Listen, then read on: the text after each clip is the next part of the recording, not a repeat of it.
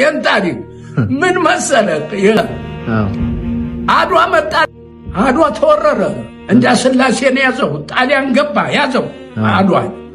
አድዋን ሲይዘው ራስ ጎበና ነበሩ የጦሩ ኬንያ ያዘመቱ ወደ ኬንያ በፊት ያዘመቱት አድዋ በፊት ጎበና ዳጨ ናቸው ያዘመቱት እሳቸውን ተውና በምን እንደቀሩ አላቅም እሳቸውን ተውና ጎበና ዳጨን ተውና ፊታውራሪ ገበየሁን ሾሙ ለአድዋ አዝማች ንጉሱንም ራሱንም ደጃማቹንም ፊታውራሪው ነው የሚያዘው በጦርነት ጊዜ ከዚያ ፊታውራሪ ገበየሁን ሾሙ ሲሾሙ ከዚያ በኋላ ሄዳ ዘመታ ገባ ከተት ተባለ ከዚያ የእንዳስላሴን ጣሊያን አረከሰው የግባና በሞት የቀድሰው ተባለ ገባ በጎራዴ ሲበለምን ፊታውራሪ ገበየሁን 2 ሰዓት እንደተዋጉ ገደላቸው ጣሊያን ገደላቸው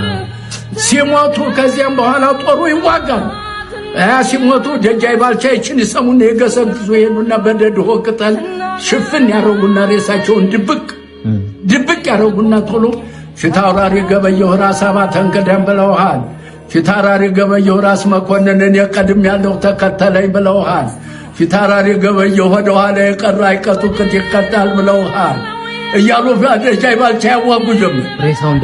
ደብቀው ሬሳቸውን የፊታውራሪ ገበየሁ ፊታውራሪ ገበየሁ እንደዚህ አለ ብለውሃል ፊታውራሪ ገበየሁ አይቀጡ ቅጥ ይቀጣል ብለውሃል እያሉ ያንን ያዋጉ ጀመር እሳቸው ከዚያ በኋላ 5 ሰዓት ባልሞላ ጣሊያን ተማረከና ከተፈነዋል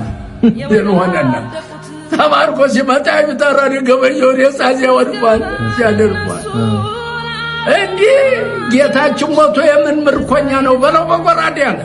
ምርኮኛው ያዙትና ምርኮኛው በለው በጎራዴ እኛ ጌታችን ሞቶ ምን እንትን ነው አልበል ያበቃል አጼ ምኒልክ አንድ ምርኮኛ እንዳይገደል ከዚያ በኋላ ፎክር ተባለ